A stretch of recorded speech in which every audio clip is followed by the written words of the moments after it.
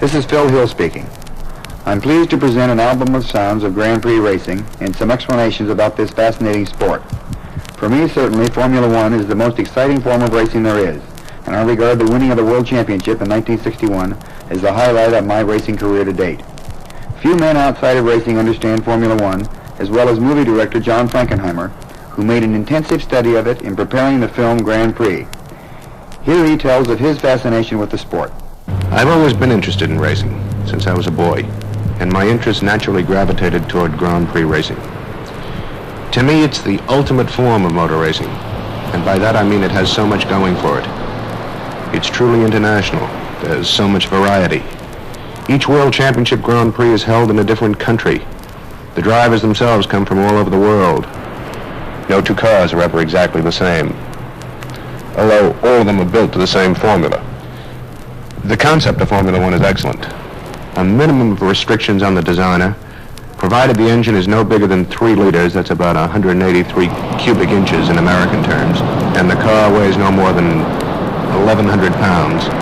The designer has a free hand, so the cars are purely functional, built for the sole purpose of getting around a circuit, any type of circuit, just as fast as is possible.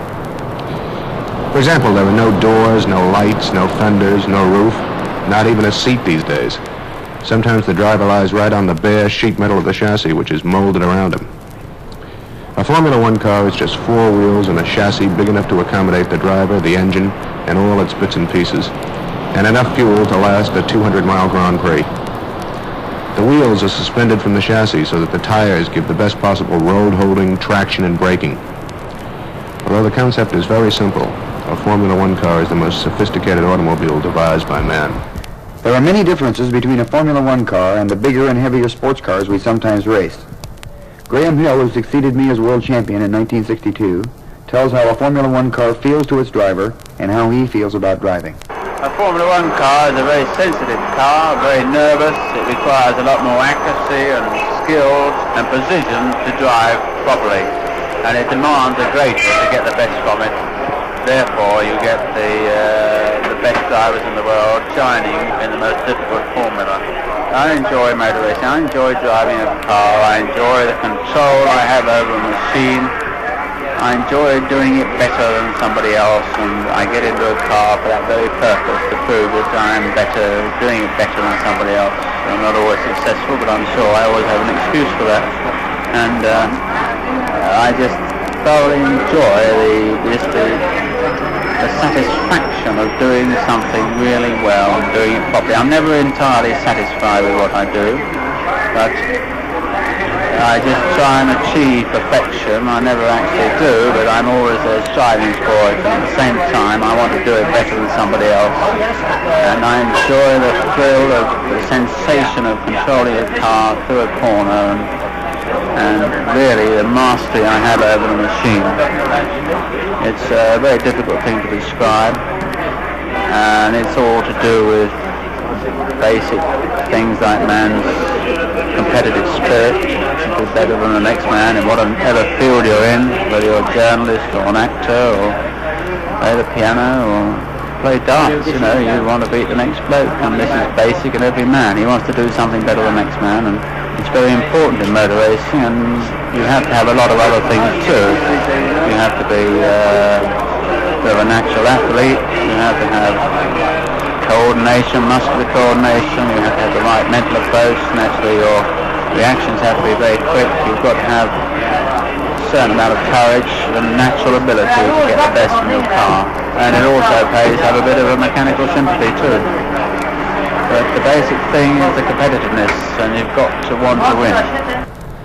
There's probably no question that a race driver is asked more often than, why do you race cars? And there's certainly no more difficult question to answer. I remember that when I was younger, there wasn't anything else I wanted to do. Then I did it.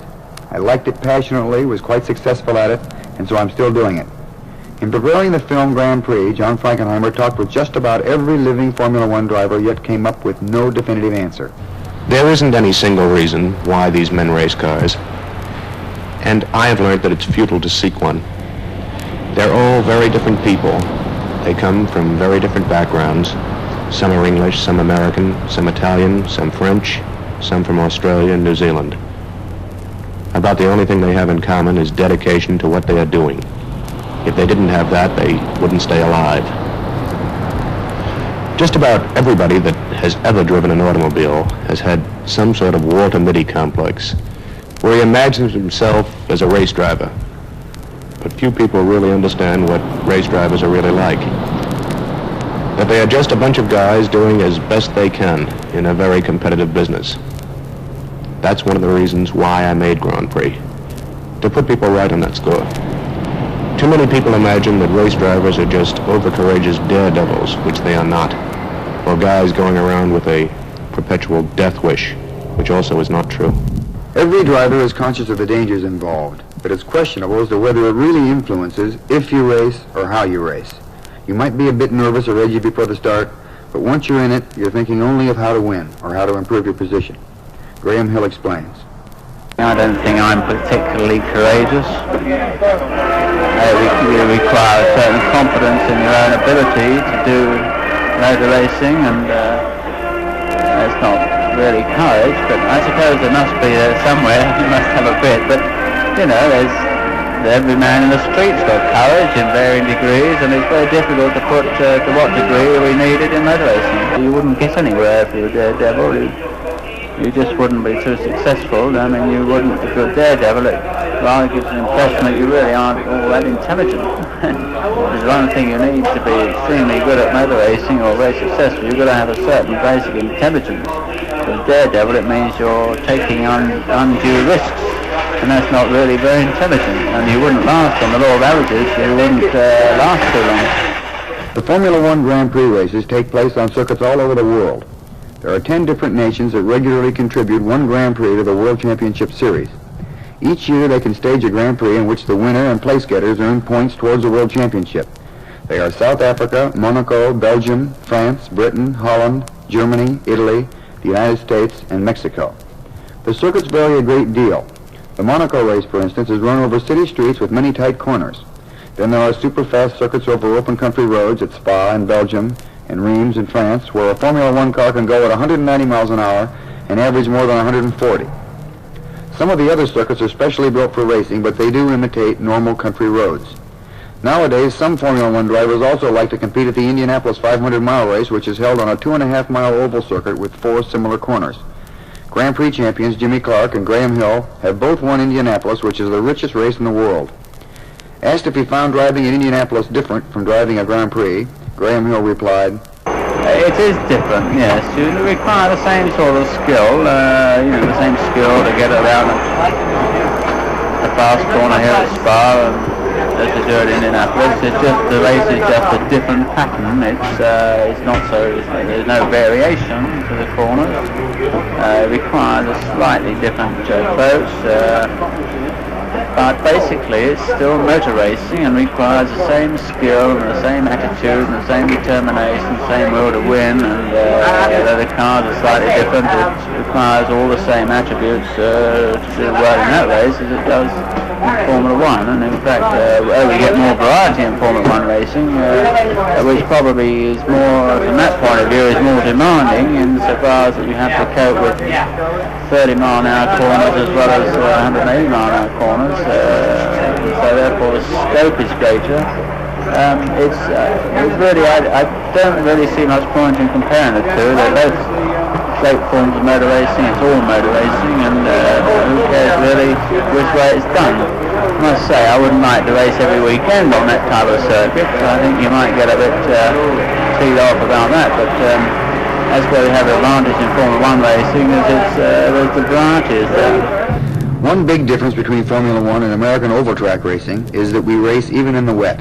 They just don't postpone or cancel a Grand Prix if it happens to rain. Driving in the wet is just about the scariest part of road racing, as Graham Hill explains. Well, it's the difference between driving on ice and driving on asphalt. Your friction has been reduced by about, I should say, 60 or 70%. And therefore, you just haven't got the grip. You just haven't got the grip to keep the car on the track. You therefore have to drive a lot slower. You need much more delicate control. You cannot be rough with the car. You have to be extremely precise and accurate and sensitive. And you just cannot be rough at all. and it requires a great deal of sensitivity on the part of the driver to keep the thing on the track at all, let alone go quickly. Fortunately, it doesn't rain very often for the Italian Grand Prix, which is held every September on the Autodrome at Monza. Every Formula One engine has its own distinctive sound. We now hear several starting up and moving off to the starting grid. Then comes the start of the Italian Grand Prix.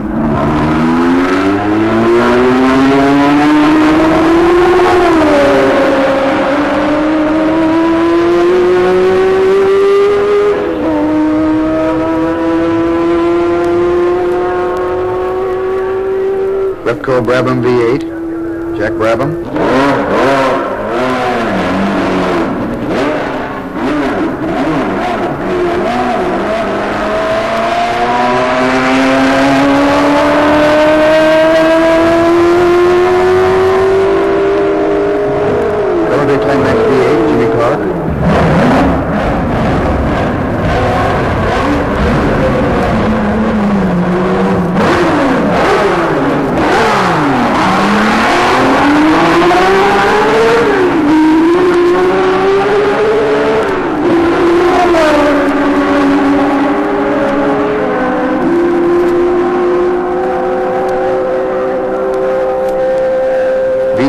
Honda, Richie Ginther.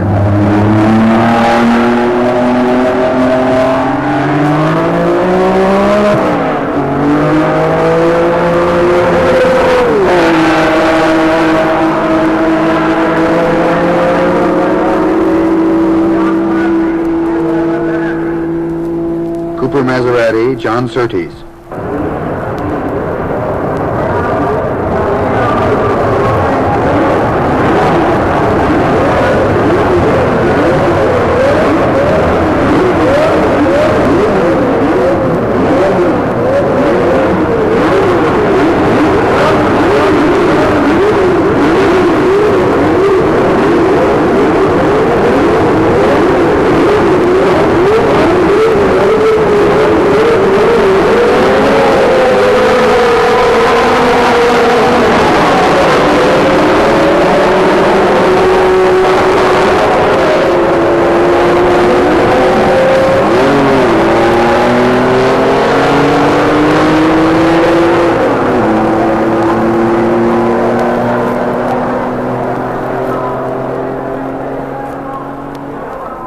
The sound of a Ferrari is the favorite sound of just about everybody who has ever driven one, and I'm no exception. I think you can understand why when you have listened to this track recorded when the Ferrari driver Mike Parks took our tape recorder on a lap of the Monza circuit in his V12 Formula One car.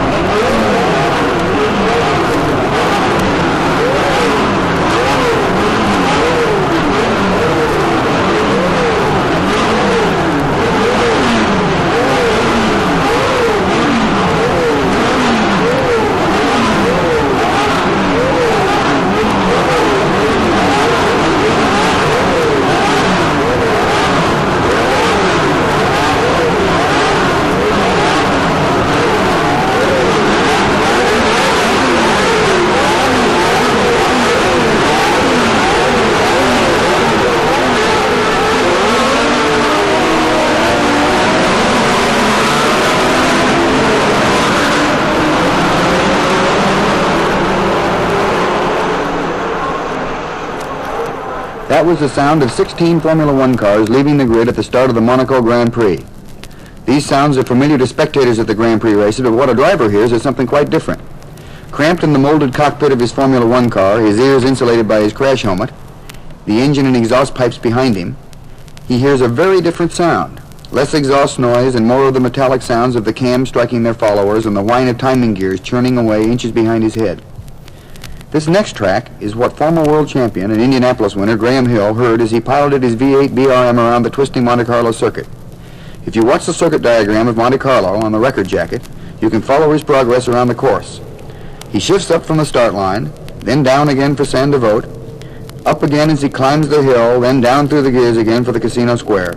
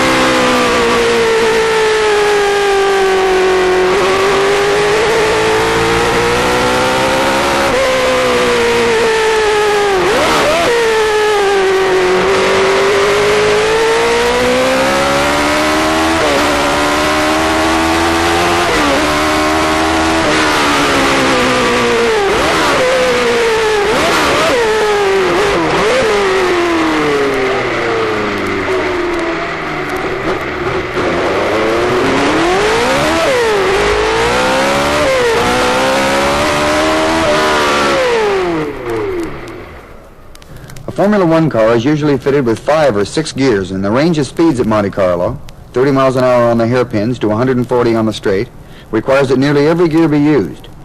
A Grand Prix engine is built to produce a maximum of power from its 3 liters, and they produce this maximum at very high revolutions.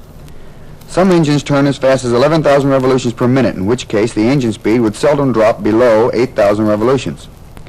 Below this, the engine would produce relatively little power. Consequently, the engine has a short speed range in each gear, and a driver seldom holds the same gear for more than 3 seconds on a tight circuit like Monte Carlo, where there are 10 corners in less than 2 miles. Now you hear drivers shifting down as they brake for the gasometer hairpin at Monte Carlo, then accelerating away up through the gears towards the pits.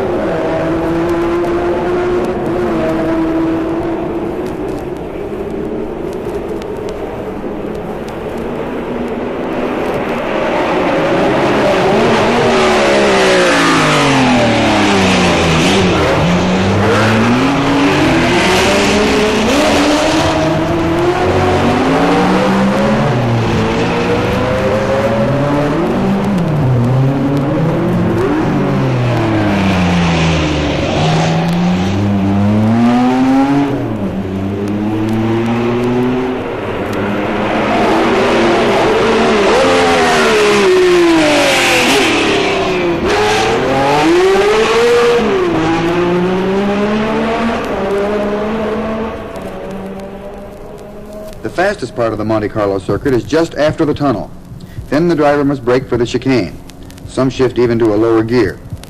Now you can hear a group of cars as they come through the tunnel, snatch top gear, then slow for the chicane, which is a very fast flick to the left that brings the cars again onto the seafront. If you crash here, you take a dive into the harbor, as did Paul Hawkins and the late Alberto Ascari, who was twice world champion.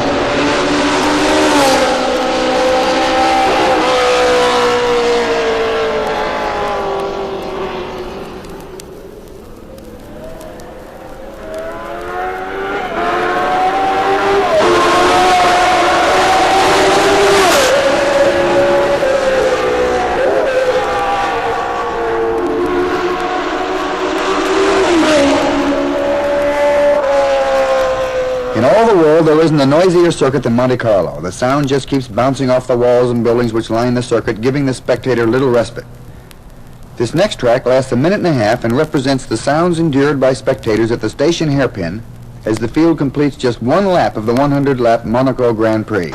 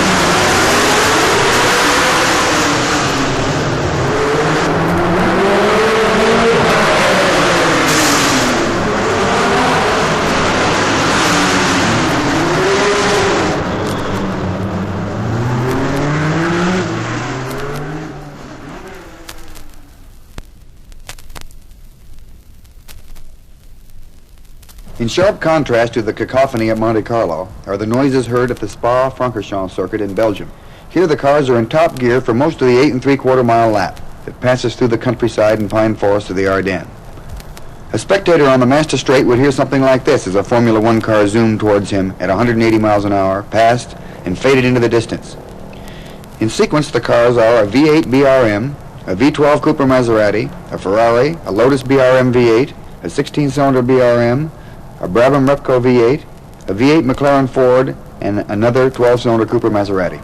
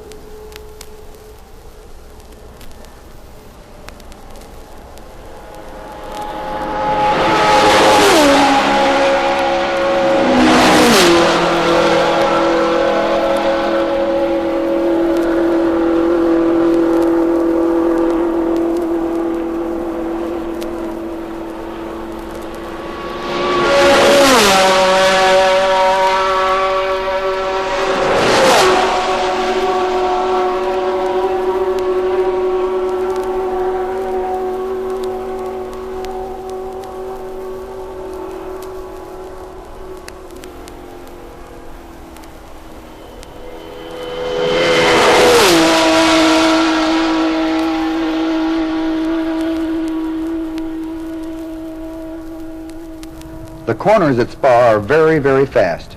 This next track is what Cooper Maserati driver Joachim Rindt heard as he shifted down for the 140 mile per hour Bourneville corner, then shifted up to top gear, fifth in this case, and sped down the master straight to Stavelot. You will notice how slowly the revolutions rise in top gear. At these very high speeds, wind resistance builds up considerably and the engine note is almost constant. Notice how he backs off just a little for the S-bend near the middle of the straight.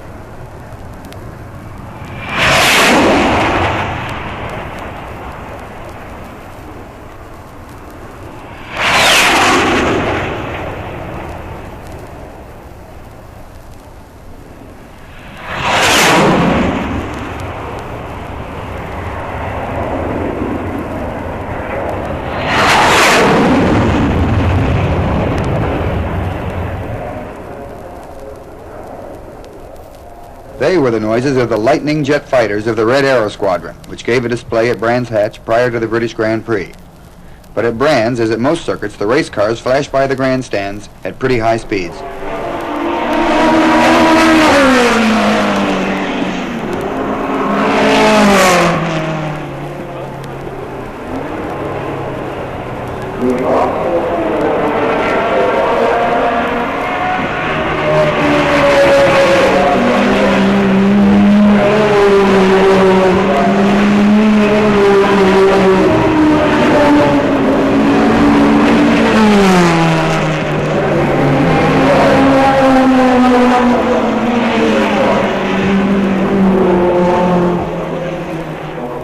One of the traditions of Grand Prix racing is that the winner receives a garland of laurel leaves and drinks champagne from his trophy. I find that almost as difficult as winning the darn race. Then a band usually plays the national anthem of the country where the car is built. In this final track, we hear Jack Brabham being greeted as the winner of the British Grand Prix. Brabham, who has been world champion 3 times, comes from Australia, and as he sets off on his lap of honor, the band plays Waltzing Matilda, the very unofficial anthem of his native country.